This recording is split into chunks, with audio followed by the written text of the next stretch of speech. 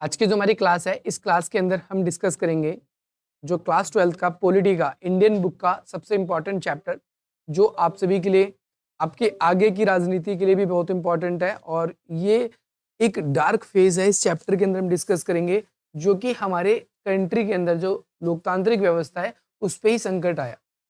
इस चैप्टर को हम स्किप करके नहीं चल सकते क्योंकि ये हमारे लिए बहुत इंपॉर्टेंट है। और ये चैप्टर कई बार लॉन्ग क्वेश्चन लेकर आता है आपके लिए एग्जाम में, और कई बार शॉर्ट क्वेश्चन भी लेकर आता है। तो इंपॉर्टेंट है, स्टार्ट करते हैं। सबसे पहले चैप्टर का नाम क्या है? लोकतांत्रिक व्यवस्था का संकट। लोकतांत्रिक व्यवस्था बेसिकली होती क्या है? लोकतंत्र में जनता अपनी सरकार को चुनती है, और जनता अपनी सरकार को इसलिए चुनती है ताकि जनता के हिसाब से सरकार काम करे, जनता के ऊपर अत्याचार ना हो। और आप सभी को पता है, जब भारत आजाद हुआ था तो उसके सामने 3 चुनौती थी। सबसे पहला एकता स्थापित करना, दूसरा लोकतंत्र स्थापित करना। तो दूसरी लोकतंत्र स्थापित करना एक चुनौती थी, परंतु हमने पिछले जो चैप्टर्स पढ़े होंगे 5 से पहले, उसमें हमने देखा जैसे तैसे हमारे देश में लोकतंत्र स्थापित हुआ। हालांकि लोकतंत्र स्थापित करना बहुत मुश्किल काम था। आपको पता है, जो विदेशी लोग थे या बाहरी जो लोग थे, वो हमारी लोकतंत्र के मजाक उड़ा रहे थे कि भाई भारत जैसे देश में लोकतंत्र कैसे स्थापित होगा, ना यहाँ पर पढ़े लिखे लोग हैं, ना ही यहाँ पर इससे पहले कभी जनता ने वोट किया है, ऊपर से भेदभाव इतना ज्यादा है। लेकिन फिर भी हमने देखा हमारे देश में काफी कठिन संघर्ष के बाद भी लोकतंत्र स्थापित हुआ। लेकिन हम आगे चल के देखते हैं कि लोकतांत्रिक व्यवस्था में आ जाता है संकट। लोकतांत्रिक व्यवस्था में कैसे आता है संकट? लोकतांत्रिक व्यवस्था में संकट कुछ इस तरीके से आता है, जब हमारे देश में आपातकाल लगाना पड़ जाता है। बेसिकली आपातकाल एक ऐसी इमरजेंसी की सिचुएशन है जब जनता के पास उनके अधिकार नहीं रह जाते, सरकार हमारे अधिकारों पर रोक लगा देती है, और जिसकी वजह से न्यायालय या जुडिशरी जो है वो ठीक ढंग से काम नहीं कर पाती है। हम अपने अधिकारों के हनन को लेकर हम न्यायालय नहीं जा सकते। ऐसी व्यवस्था और ऐसा जो चारों तरफ आंदोलन का माहौल था, इस सिचुएशन को ही हमने आपातकाल नाम दिया। अब तक हमारे देश में 3 बार आपातकाल लगाए गए हैं, और 3 तरीके से आपातकाल लगाए भी जा सकते हैं। हम एक एक करके जैसे जैसे चैप्टर के अंदर हमें जो जरूरी होगा उसको पढ़ेंगे। बाकी जितने भी क्वेश्चन आपके एग्जाम में बन सकते हैं, हम उसको तो लेके चलेंगे ही चलेंगे। मे भी पॉसिबल है ये एक क्लास में आपका खत्म ना हो, लेकिन अगली क्लास में हम इसको पक्का खत्म कर देंगे। देखो यहाँ पर क्या कहता है, कहता है राष्ट्रीय आपातकाल, नेशनल इमरजेंसी। आपातकाल आपने देखा एक ऐसी सिचुएशन जब जनता के पास उसके अधिकार नहीं होते, और अपने उन अधिकारों को लागू करवाने के लिए ना हो न्यायालय जा सकता है। सरकारी तंत्र जो है ठीक ढंग से काम नहीं कर पाता, जिसकी वजह से जो है लोकतांत्रिक व्यवस्था पे संकट आ जाता है और सरकार को इमरजेंसी डिक्लेयर करनी पड़ जाती है। हमारे देश के भारतीय संविधान में अनुच्छेद 352, 356 और 360, इन तीन अनुच्छेद के अकॉर्डिंग अगर हम देखें तो हमारे देश में आपातकाल लगाया जा सकता है। अब यहाँ पर तीनों के प्रावधान अलग अलग हैं। हम इसमें बात करेंगे कि हमारे देश में जब अंदरूनी गड़बड़ी होती है तो उसकी वजह से आपातकाल लगा था इसके अंदर। तो देखो, आपातकाल में देश की अखंडता व सुरक्षा को ध्यान में रखते हुए समस्त केंद्रीय शक्ति जो है वो केंद्र सरकार के पास चली जाती है। राज्य सरकार ठीक ढंग से काम नहीं कर पाती। भारतीय संविधान का भाग 18 में अनुच्छेद 352 से लेकर 360 तक आपातकाल के प्रावधान दिए गए। इन्हें आपातकाल कैसे लगाया जाएगा, आपातकाल में क्या होगा, आपातकाल कैसे इम्पोज किया जाएगा, हटाया कैसे जा सकता है, ये सारी की सारी चीजें हम इसके अंदर अगर पढ़ना चाहते हैं, जानना चाहते हैं, तो हमें अनुच्छेद भारतीय संविधान का 352 से 360 तक पढ़ना चाहिए। दूसरी चीज इंपॉर्टेंट बात है कि भाई भारत का जो राष्ट्रपति है वही आपातकाल की घोषणा कर सकता है।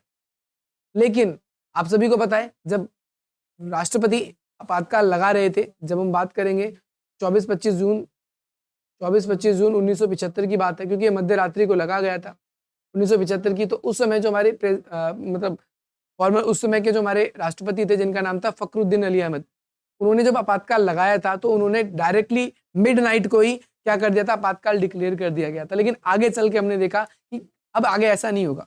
आपातकाल एक बहुत ही सेंसिटिव मुद्दा है, तो भविष्य में अगर कभी भी आपातकाल लगाया जाएगा तो वो मंत्रिमंडल की सलाह से लगाया जाएगा, ये ध्यान रखना है। ये चीज हमने उसमें डायरेक्टली क्लियर कर दी। अब देखो यहाँ पर लिखा हुआ है 25 जून 1975 से 18 महीने तक लगभग आपातकाल लगा रहा। और उस समय जब 25 जून 1975 की मध्य रात्रि को जब आपातकाल लगाया गया था, तो वो अनुच्छेद 352 के तहत लगाया गया था। और इसमें हमने क्या कहा था कि देश में जो है आंतरिक गड़बड़ी है, देश में शांति स्थापित नहीं है, संवैधानिक रूप से शासन नहीं चल पा रहा है, जिसकी वजह से आपातकाल लगाया गया था। इसके अलावा 356 में क्या होता है, जब कभी भी युद्ध जैसी स्थिति हो जाती है, किसी दूसरे देश से हमारा वॉर हो जाता है, तो ऐसे केस में भी देश में इमरजेंसी लगा दी जाती है। इसके बाद में आर्टिकल 360 क्या आता है कि जब हमारा देश दिवालिया हो जाए, दिवालिया का मतलब होता है जब बहुत ज्यादा कर्ज में डूब जाएगा, वस्तु की कीमत बहुत महंगी हो जाएगी और हमारी सरकार जो है इन सब चीजों को हैंडल नहीं कर पाएगी, जैसा कि अभी 2020 के बाद से श्रीलंका में देखने को मिल रहा है। 2022 तक तो बहुत बुरी स्थिति हो गई थी। तो श्रीलंका में भी ऐसे ही हुआ था कि जब किसी देश पे बहुत ज्यादा डेप्ट हो जाता है, डेप्ट का मतलब है बहुत ज्यादा कर्ज हो जाता है और वो देश उस कर्ज को चुका नहीं पाता, तो ऐसे केस में उस सरकार के ऊपर क्या कर दिया जाता है, हम देखते हैं आपातकाल सरकार के द्वारा लगा दिया जाता है। भारत में तीसरी बार राष्ट्रीय आपातकाल जो है लागू हो रहा है, यानी 3 बार आपातकाल लग चुका है, आपको ये ध्यान रखना है। अब यहाँ पर बताया गया है कि देश में आपातकाल कैसे लगा, क्या था इसकी पृष्ठभूमि। पृष्ठभूमि का मतलब है कि भाई पूरे का पूरा बैकग्राउंड, कैसे हमारे देश में आपातकाल लगाया गया, इन सब चीजों को हम यहाँ पर क्या करेंगे, डिस्कस करेंगे। सबसे पहले बात क्या कहता है कि भाई आर्थिक कारण, हमारे देश में आपातकाल कहता है आर्थिक कारण।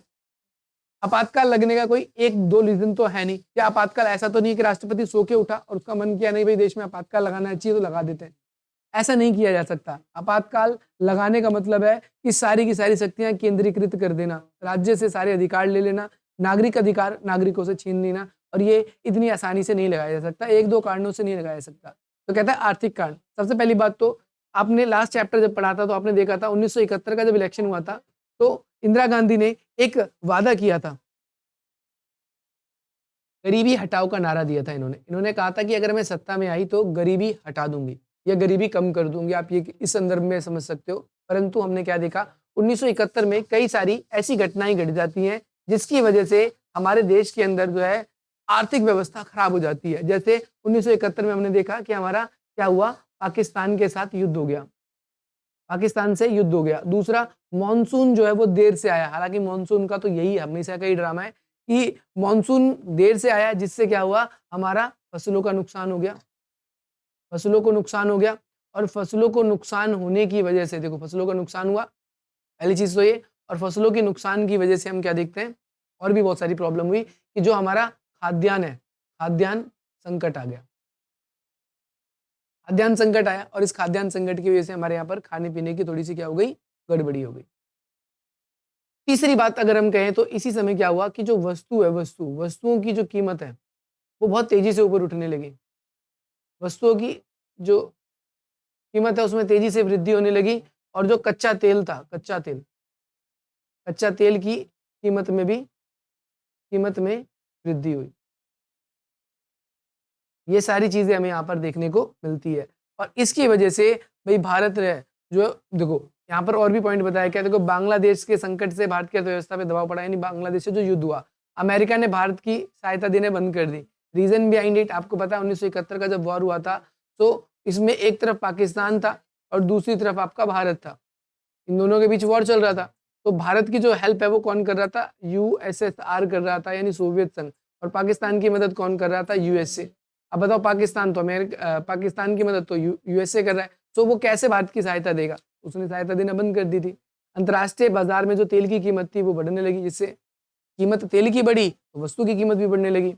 जो हमारा औद्योगिक उत्पादन था वो कम हो गया, थोड़ी सी बेरोजगारी ज्यादा बढ़ने लगी थी, ये भी याद रखना है। और सरकार जो है वो क्या कर रही थी इस समय, जो इनकम थी, इनकम हमारी, सरकार क्या कर रही थी, जो गवर्नमेंट एम्प्लॉय है उनकी जो सैलरी है उनको भी रोक रही थी। देखो गवर्नमेंट एम्प्लॉय की सैलरी रोकी जा रही है, तो जब गवर्नमेंट एम्प्लॉय की सैलरी रोकी जाएगी तो कभी एम्प्लॉय जो होंगे वो कभी गवर्नमेंट को सपोर्ट करेंगे, आप बोलोगे कभी सपोर्ट नहीं करेंगे। क्यों सपोर्ट नहीं करेंगे एम्प्लॉय गवर्नमेंट को, क्योंकि गवर्नमेंट उनको सैलरी नहीं दे रही। आप अगर किसी को काम पे रखोगे, आप उसे पैसे नहीं दोगे तो आपके लिए वो काम करेगा, आप सीधा बोलोगे नहीं करेगा। तो हमारे यहाँ पर अर्थव्यवस्था तो बहुत खराब हो गई थी। इस खराब अर्थव्यवस्था की वजह से हमारी दूसरा रीजन है आंदोलनों का। अब आंदोलन कहाँ कहाँ होते हैं, एक गुजरात में होते हैं और दूसरा बिहार में होते हैं, ध्यान रखना है। सबसे पहले आंदोलन कहाँ हुए, सबसे पहले गुजरात में हुए और उसके बाद बिहार में हुए, और दोनों जगह कुछ कॉमन बातें थी, पेपर में बहुत बार क्वेश्चन भी आया हुआ है और लास्ट ईयर भी आया था कि गुजरात और बिहार के जो आंदोलन हुए उनमें क्या समानता थी और क्या असमानता थी। समानता क्या थी, पहले इसको देखो। सबसे पहली बात तो दोनों जगह पर जो आंदोलन है वो छात्रों ने किया, पहली समानता ये थी। दूसरी समानता की बात करें तो दोनों जगह जो आंदोलन हो रहा था वो बेसिकली इसलिए हो रहा था क्योंकि वहां पर जो वस्तु की खाने पीने की जो वस्तु है उसकी कीमत तेजी से बढ़ रही थी, कच्चा तेल जो है उसकी कीमत बहुत तेजी से बढ़ रही थी, और जो आवश्यक वस्तु है उनकी कीमत जो है बहुत तेजी से बढ़ रही थी। इसीलिए वहां के जो छात्र हैं वो आंदोलन कर रहे थे। तीसरी बात, वहां पर गुजरात में और बिहार में जो आंदोलन हो रहे थे, दोनों जगहों पर भ्रष्टाचार के खिलाफ भी आंदोलन हो रहा था। तो ये आंदोलन दोनों जगह पर कॉमन बात है। एक बात याद रखना है, जनवरी 1974 में, यानी जनवरी के महीने में, देखो होते हैं दोनों जगह पर 1974 में ही है, परंतु जनवरी में पहले हुए हैं, और जनवरी पहला महीना होता है साल का, आपको पता है। तो ये गुजरात में हुआ था। आपसे पूछा भी जा सकता है कि जनवरी 1974 में छात्रों ने कहाँ आंदोलन किया था, मैप में भी आपको याद रखना है गुजरात में हुआ था। अब भाई गुजरात में आंदोलन हुआ, और गुजरात में बेसिकली आंदोलन करने का एकमात्र रीजन ये था कि गुजरात में जो सरकार थी कांग्रेस की, उस सरकार को गिरा दो। सरकार को क्या कर दो? सरकार को गिरा दो, और उसकी जगह पर एक ऐसी दोबारा से चुनाव कराओ। छात्रों का वहां पर जो स्टूडेंट स्ट्राइक कर रहे थे उनका कहना डायरेक्टली था कि भाई जो ये सरकार चल रही है, सरकार को गिरा दो, इस सरकार की जगह पर दोबारा से चुनाव कराओ, और उसके बाद जिसको जो भी जीतता है वो सत्ता में आएगा। और ऐसे ही किया गया। गुजरात में वहां की सरकार गिर गई, और उसके बाद दोबारा इलेक्शन हुए। इंदिरा गांधी सत्ता में नहीं आ पाई, या कांग्रेस पार्टी सत्ता में नहीं आ पाई, और गुजरात का आंदोलन जो है वो बंद हो जाता है। परंतु जब मार्च 1974 में जब बिहार में आंदोलन हुआ, तो बिहार के आंदोलन के जो अगुवाई करने वाले थे उनका नाम था जेपी नारायण या फिर जयप्रकाश नारायण, और जो गुजरात में कर रहे थे उनका क्या नाम था? मोरारजी देसाई। याद रखना आप सभी को। जो गुजरात में आंदोलन हुए उनका लिमिटेड सा था कि भाई अपने गुजरात के लिए करना है, परंतु जेपी नारायण ने डायरेक्टली ये बात कह दी कि ये जो आंदोलन है, पहली बात तो ये बिहार तक सीमित नहीं रहेगा, इसे दूसरे राज्यों के लोगों तक भी पहुंचाया जाएगा, इसे पूरे भारत में फैलाया जाएगा। दूसरी बात, हम इस आंदोलन को करेंगे तो कोई हिंसा नहीं होनी चाहिए, इन्होंने भी थोड़ा सा इस तरीके की बात कही। और तीसरी बात अगर हम कहें तो इनके जो मुद्दे थे वो डायरेक्टली क्लियर लेते हैं कि भाई आंदोलन जो है उसे फैलाना है, और जो सच्चा लोकतंत्र है उसको स्थापित करना है। ठीक है भाई, दो शर्तें रखी थी। पहली बात, आंदोलन जो है वो अहिंसक रहेगा। दूसरा, ये केवल बिहार तक नहीं बल्कि पूरे राष्ट्रव्यापी होगा, यानी और जगहों पे भी इसको फैलाया जाए। आगे कहता है, जयप्रकाश नारायण ने संपूर्ण क्रांति द्वारा सच्चे लोकतंत्र की स्थापना की बात करी, यानी लोकतंत्र की स्थापना की बात करी। अब जेपी ने भारतीय जनसंघ, ये ध्यान रखना आप सभी को, इंपॉर्टेंट पार्टी है। दूसरा, कांग्रेस ओ, यानी वो पार्टी है जो इंदिरा गांधी से बहस वाली चल रही थी। तीसरा, लोकदल पार्टी, भारतीय सोशलिस्ट पार्टी, इन सभी पार्टियों को सपोर्ट किया, और कहा, क्योंकि ये सारे विपक्ष की पार्टी थी, ये सब चाहते थे कि इंदिरा गांधी या फिर जो कांग्रेस मौजूद है वो हट जाए और उसकी जगह सत्ता हमको मिले। इन्होंने इसीलिए संसद मार्च किया। संसद मार्च का मतलब क्या है? एक मार्च का मतलब समझते हो? मार्च का मतलब होता है यात्रा। इन्होंने बेसिकली क्या किया था, संसद भवन तक इन्होंने एक रैली सी निकाली थी, यात्रा सी करी थी, और उस यात्रा का मेन पर्पज क्या था? उसका यात्रा का मेन पर्पज ये था कि जो मौजूदा सरकार है उस सरकार को सत्ता से हटाओ। ये इनकी डिमांड थी। देखो, दो रीजन समझ में आ गया आपको। अब तीसरा है न्यायपालिका के साथ संघर्ष। इंदिरा गांधी जो है, या फिर हम कहें कि जो कांग्रेस पार्टी उस समय सत्ता में थी, वो बेसिकली कुछ ऐसे कानूनी बदलाव करने की कोशिश कर रही थी जो न्यायपालिका उसे करने नहीं दे रही थी, और जिसकी वजह से न्यायपालिका और इंदिरा गांधी के बीच में या फिर कांग्रेस पार्टी के बीच में संघर्ष होता है। जैसे सरकार उस समय मौलिक अधिकारों में कटौती करना चाहती थी। मौलिक अधिकार में कटौती का मतलब आप सबको पता है, अभी वर्तमान समय में 6 मौलिक अधिकार है, पहले 7 होते थे, पहले संपत्ति का अधिकार भी था। तो इंदिरा गांधी चाहती थी कि संपत्ति के अधिकार को थोड़ा सा कमजोर कर दिया जाए, संपत्ति के अधिकार को हटा दिया जाए, क्योंकि संपत्ति की वजह से समाज में बहुत भेदभाव है, बहुत गरीबी है। कुछ लोगों के पास तो बहुत ज्यादा संपत्ति है और कुछ लोगों के पास बिल्कुल भी नहीं है, जिसकी वजह से समाज में कुछ ही लोगों ने अपना दबदबा बना रखा है। और हमें अगर इन दबदबे को हटाना है तो हमें क्या करना होगा? हमें दोबारा से संपत्ति को पुनः वितरित करना होगा। इसके लिए इन्होंने कुछ लैंड रिफॉर्म या भू सुधार कार्यक्रम भी लेकर आए।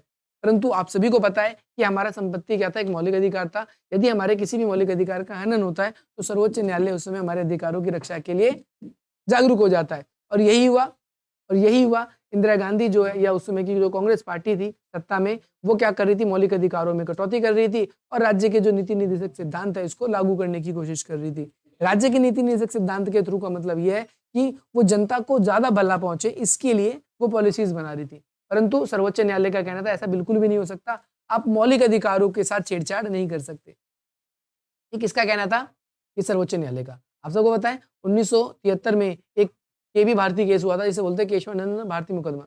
इस केशवानंदन भारती मुकदमा में डायरेक्टली इन्होंने कह दिया था कि सर्वोच्च न्यायालय ने डायरेक्टली कह दिया था कि भाई सत्ता जो है यानी सरकार जो है वो क्या नहीं कर सकती, मौलिक अधिकारों में इस तरीके से कटौती नहीं कर सकती, क्योंकि मौलिक अधिकार हमारा है, संपत्ति का अधिकार जो है मौलिक अधिकार है, इसीलिए संपत्ति के अधिकार की रक्षा करना वो न्यायालय की क्या है, जिम्मेदारी है, या न्यायालय उसके प्रति प्रतिबद्ध है। अब सरकार के खिलाफ फैसला आ तो दे गया, लेकिन उसी समय हमने देखा कि जो सर्वोच्च न्यायालय के मुख्य न्यायाधीश थे उनका पद खाली हो गया और उसकी जगह पर जो है एएन रे, इसको क्या किया गया, मुख्य न्यायाधीश बनाया गया। और ये पहली बार ऐसा हुआ कि कोई इससे ज्यादा एक्सपीरियंसिव जज था परंतु इसको ही मुख्य न्यायाधीश बना दिया गया। जनरली ऐसा होता है कि जब किसी को भी, वैसे जज देखो बहुत सारे होते हैं, 30 से प्लस जज होते हैं, अब सर्वोच्च न्यायालय में इसमें से एक मुख्य चुना जाता है, मुख्य मतलब खास, सबसे बड़ा, जिसे बोलते हैं CGI, chief justice of India.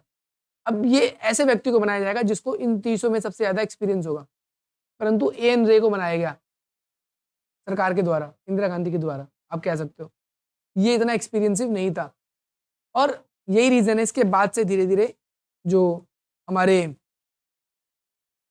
संपत्ति के अधिकार है उसके प्रावधान में धीरे धीरे क्या होने लगी, थोड़े से बदलाव हुए और हमने देखा है 1978 में हमारा संपत्ति का अधिकार पूरी तरीके से हट भी जाता है। आगे देखो रेलवे हड़ताल। रेलवे हड़ताल में आपको एक नाम जरूर याद रखना है जिसका नाम है जॉर्ज फर्नांडिस। आपसे पेपर में बहुत बार क्वेश्चन आता है कि रेलवे हड़ताल की नेतृत्व किसने की, तो जॉर्ज फर्नांडिस ने की थी। अब बेसिकली क्या था कि आपको बताया मैंने, रेलवे कर्मचारी जितने भी सरकारी कर्मचारी थे उन सबकी सैलरी और बोनस रोक लिया था सरकार ने। अच्छा क्यों रोका था सरकार ने सैलरी, ताकि सरकार के पास पैसा रहे थोड़ा बहुत। सरकार के पास पैसा था नहीं, सरकार बहुत ज्यादा कमजोर पड़ गई थी, इसीलिए सरकार लोगों को सैलरी नहीं दे रही थी। और सीधी सी बात है, without salary how will your home run, आपका घर जो है वो कैसे चलेगा, जो काम करेगा उसे तो पैसा चाहिए। तो ठीक इसी तरीके से जो जॉर्ज फर्नांडिस थे और जो रेलवे के कर्मचारी थे उन्होंने क्या किया, एक समिति बनाई और रेलवे हड़ताल शुरू कर दी और ये हड़ताल 1974 में शुरू हुई। बेसिकली सरकार ने हड़ताल को असंवैधानिक घोषित किया और उनकी मांगों को स्वीकार नहीं किया। सरकार ने कहा कि भाई ये तो बिल्कुल गलत है, आप जो डिमांड कर रहे हो हम उसको एक्सेप्ट नहीं कर सकते।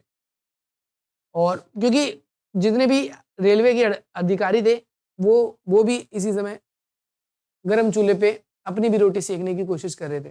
सरकार के पास एक तो पैसे नहीं है सैलरी देने के लिए, ये उस समय डिमांड कर रहे थे कि हमारी सैलरी बढ़ा दो। तो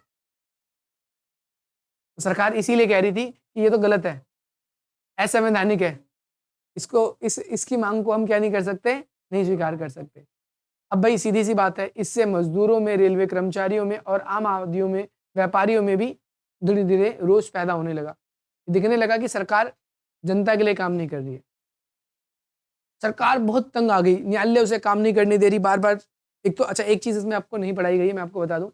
अच्छा क्या हुआ था 1971 में जो इलेक्शन हुआ था ना, इस इलेक्शन के अंदर पता है क्या हुआ, इंदिरा गांधी ने जो चुनाव लड़ा था, ठीक है, उनके जो विपक्ष में जो नेता थे, ठीक है, उस नेता ने हाई कोर्ट में केस कर दिया। केस में ये कहा कि इंदिरा गांधी ने चुनाव में धांधली करी है। धांधली का मतलब है चीटिंग करी है। और उस समय न्यायालय से तो वैसे ही संघर्ष चल रहा था न्याय इंदिरा गांधी का। अब भाई जांच करवाई गई, जांच करवाने के बाद में पता चला इंदिरा गांधी ने सच में ही ऐसा किया है। अब क्या हुआ कि भाई उसे अपना पक्ष रखने के लिए कहा गया कि भाई आपको क्या करना है, 26 जून तक अपना पक्ष रखना है। इंदिरा गांधी और वेट नहीं कर सकती थी, इंदिरा गांधी ने राष्ट्रपति को फोन लगाया और डायरेक्टली कह दिया आप देश में आपातकाल लगवाइए। अब आपातकाल लग गया, न्यायालय ढंग से काम नहीं कर पा रही थी और चीजें ढंग से काम नहीं कर पा रही थी। इंदिरा गांधी के पास वो आखिरी चारा था और इंदिरा गांधी ने ये अपना आखिरी चारा जो है उस समय खोल दिया था। आप सभी याद रखेंगे। आपातकाल लगने के पीछे क्या क्या कारण थे, तो देखो यहाँ पर बताया गया है 12 जून 1975 को इलाहाबाद हाई कोर्ट ने एक न्यायाधीश है, बहुत इंपॉर्टेंट नाम है, कौन से न्यायाधीश थे, उनका नाम है जगमोहन लाल सिन्हा। इन्होंने इंदिरा गांधी के 1971 के लोकसभा चुनाव को असंवैधानिक बताया और 24 जून 1975 को सर्वोच्च न्यायालय ने उच्च न्यायालय के फैसले को क्या कर दिया गया, स्थगित कर दिया। देखो ये जो जगमोहन लाल सिन्हा थे, जो जज थे, ये हाई कोर्ट के जज हैं और आपको पता है हमारे देश में पहले डिस्ट्रिक्ट कोर्ट, फिर इसके ऊपर हाई कोर्ट और सबसे ऊपर सुप्रीम कोर्ट है। तो सुप्रीम कोर्ट ने इस पे क्या कर दिया, रोक लगा दिया। अब सबको पता है सुप्रीम कोर्ट ने रोक कब लगाई, स्टे कब लगाई, 24 जून को। 24 जून को रोक लगाई। अब भाई अगले दिन बहुत बड़े आंदोलन की शुरुआत होने वाली थी, बहुत बड़ा आंदोलन होने वाला था। इंदिरा गांधी समझ गई अब जो है, अब जो आंदोलन होगा वो रोके नहीं रुकेगा, अब वो आंदोलन होगा वो रोके नहीं रुकेगा। इसीलिए इंदिरा गांधी ने क्या किया, 25 जून 1975 को क्या किया, आपातकाल लगवा दिया। ठीक है भाई। अब भाई क्योंकि उस समय जो जेपी थे, जयप्रकाश नारायण थे, उन्होंने इंदिरा गांधी के इस्तीफे की मांग करी, दिल्ली के रामलीला मैदान में धरना देने की बात करी, और ये आंदोलन इतना व्यापक होगा किसी ने सोचा भी नहीं था। इंदिरा गांधी समझ गई थी कि भाई बहुत बड़ा आंदोलन होगा, और इसीलिए क्या किया कि आपातकाल लगाने की क्या कर दी गई, घोषणा कर दी गई। जेपी ने सेना, पुलिस और सरकारी कर्मचारियों से आग्रह किया कि वह जो है अनैतिक जो है जो ये नियम चल रहा है, जेपी ने अनाउंसमेंट करी कि भाई ये सरकार जो ये कर रही है बिल्कुल ऐसा इनकी बात को फॉलो मत करो। और इंदिरा गांधी ने क्या किया, 25 जून 1975 की मध्य रात्रि को अनुच्छेद 352 के तहत राष्ट्रपति फखरुद्दीन को जो है आपातकाल लगाने की सिफारिश करी, कहा कि आपातकाल लगा दीजिए, और आपातकाल लगा भी दिया गया। ध्यान रखना आप सभी को, उस समय राष्ट्रपति कौन थे, फखरुद्दीन अली अहमद, और आपातकाल कब लगाया, 25 जून 1975 की मध्य रात्रि को लगाया गया। ओके, क्लियर है। अब आपातकाल लगा तो दिया, आपातकाल क्यों लगा ये भी आपको पता चल गया।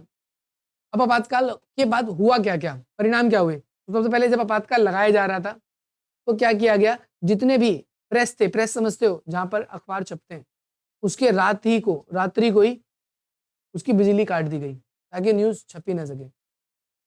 प्रेस की स्वतंत्रता पर बैन लगा दिया। इसे हम एक वर्ड यूज करते हैं, प्रेस की स्वतंत्रता पर बैन लगाना, सेंसरशिप। क्या बोलते हैं, सेंसरशिप। अगर आपसे पेपर में पूछे सेंसरशिप क्या होती है, या सेंसरशिप लगाई गई थी आपातकाल के दौरान, लगाई गई थी। ध्यान रखना है, यहाँ पर लिखता है समाचार पत्र और सरकार के पूर्व अनुमति के बिना कुछ भी प्रकाशित नहीं कर सकते। यानी न्यूज़पेपर को डायरेक्टली कह दिया कि आप सरकार को बिना बताए कुछ भी नहीं छापोगे, क्योंकि अगर आपने कुछ भी छाप दिया ऐसा वैसा उल्टा पुल्टा तो हो सकता है हिंसा भड़क जाए, कुछ ऐसा हो जाए। तो इसे प्रेस सेंसरशिप कहा गया था और प्रेस की आजादी पर रोक लगा दिया गया था। आगे कहता है शक्तियों का केंद्रीकरण। शक्तियों का केंद्रीकरण, शक्तियों का केंद्रीकरण का मतलब समझते हो, आपातकाल के दौरान सभी विधायक और जो विधायिकाएं और कार्यपालिकाएं वो ठीक ढंग से काम नहीं कर पाएगी, केवल केंद्रीकृत हो जाएगी, यानी केंद्र सरकार जो है वही काम करेगी। नागरिकों के मौलिक अधिकार निलंबित कर दिए कि जैसे आपने आपातकाल लॉकडाउन के टाइम पे देखा था, आप लोगों घर में बंद थे, हालांकि उस समय ऐसा नहीं था, आप घर में बंद नहीं थे, आप अपना जो काम है अपना काम कर सकते थे, परंतु आप सरकार के विरोध नहीं कर सकते, सरकार के खिलाफ नहीं कर सकते। अगर सरकार को आप पे शक है तो सरकार आपको अरेस्ट भी कर सकती है। तो बहुत बार पेपर में क्वेश्चन आता है कौन कौन से न्यूज़पेपर पे बैन लगाया गया था, कौन कौन से ऐसे न्यूज़पेपर थे उन पे क्या किया गया था, बैन किया गया था। तो यहाँ पर है, ध्यान रखना, एक तो इंडियन एक्सप्रेस बहुत इंपॉर्टेंट है, और दूसरा है स्टेट्समैन। ये मेरे ख्याल से पेपर में अगर 20 साल पेपर हुए हैं, अगर न्यूज़पेपर का ना, अगर फॉर एग्जाम्पल इस जगह से क्वेश्चन आता है तो कम से कम 5 बार आया होगा। ये बहुत इंपॉर्टेंट है। मतलब 2 न्यूज़पेपर भी हैं जिस पे बैन लगेगी, 2 न्यूज़पेपर है इस पे बैन लगा था, और इसके बाद में 2 समाचार पत्रिका मैगजीन है। मैगजीन समझते हो, एक का नाम है सेमिनार और दूसरे का नाम क्या है आपका मेन स्ट्रीम। ये दोनों है, ये दोनों पत्रिकाओं पे भी क्या लगा था, बैन लगा था, याद रखना है। इसके अलावा कन्नड़ लेखक जिनका नाम है शिवराम जो है कारंत, और दूसरा हिंदी लेखक थे जिनका नाम था फणीश्वर नाथ रेणु। इन दोनों ने क्या किया था, आपातकाल के दौरान अपनी जो सरकार के द्वारा इनको पद्मश्री अवार्ड दिए गए थे वो भी इन्होंने वापस लौटा दिए थे। इसके अलावा 2 संगठन है, एक तो संगठन है हिंदुओं का जिसका नाम है आरएसएस, राष्ट्रीय स्वयंसेवी संगठन, और दूसरा है मुस्लिम का जिसका नाम है जमात इस्लाम। इन दोनों पर भी बैन लगाए गए थे। बैन लगाने का मतलब ये है कि सरकार के खिलाफ आए थे तो इसकी वजह से इन पे बैन लगा दिया गया था।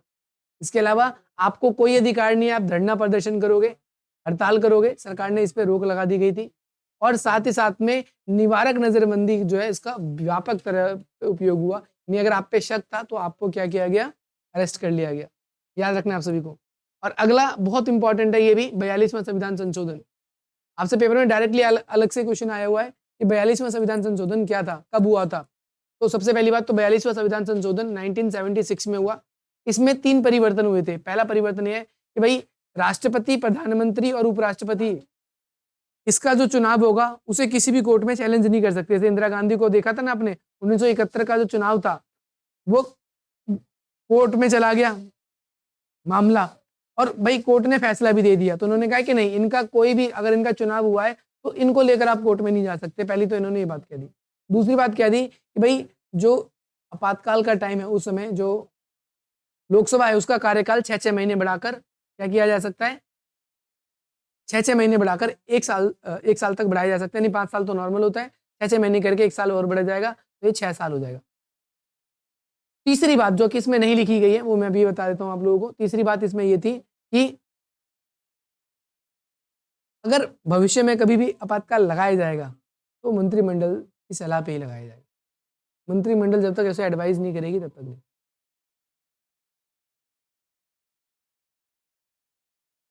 अब कहता है आपातकाल के दौरान क्या क्या हुआ। आपातकाल के दौरान बहुत कुछ हुआ। जैसे आपातकाल के दौरान सरकार ने 20 सूत्री कार्यक्रम बनाया। 20 सूत्री कार्यक्रम का मतलब भूमि सुधार, भूमि परिवर्तन, खेतिहर मजदूरों के लिए परिश्रम, कारीगर बंधुआ मजदूरों की समाप्ति, ये सारी की सारी। इसके अलावा ये सब तो बता ही दिया है कि अखबारों के दफ्तरों की बिजली काट दी गई थी। अच्छा, एक बड़ा ही खतरनाक घटना घटती है जो कि संजय गांधी द्वारा की गई थी। संजय गांधी कौन थे? इंदिरा गांधी के बड़े बेटे। इंदिरा गांधी के बड़े बेटे जो कि किसी संवैधानिक पद पे नहीं थे, परंतु फिर भी इन्होंने अपने अधिकारों का दुरुपयोग, मतलब बहुत ज्यादा दुरुपयोग किया अधिकार का। उन्होंने दिल्ली में रहने वाले जो झुग्गी में लोग थे उनकी नसबंदी करा दी थी जबरदस्ती। और नसबंदी क्यों कराई थी? क्योंकि इनका कहना था कि पॉपुलेशन बहुत ज्यादा बढ़ रही है और पॉपुलेशन बढ़ने की वजह से जो है महंगाई बढ़ रही है, इसीलिए इन्होंने क्या किया था, ऐसा किया था, जबरन नसबंदी कराई थी। और ये किसी संवैधानिक पद पे भी नहीं थे, ये भी याद रखना है आप सभी को। तो आज की क्लास में हम इतना ही पढ़ेंगे, बाकी हम कल पढ़ेंगे।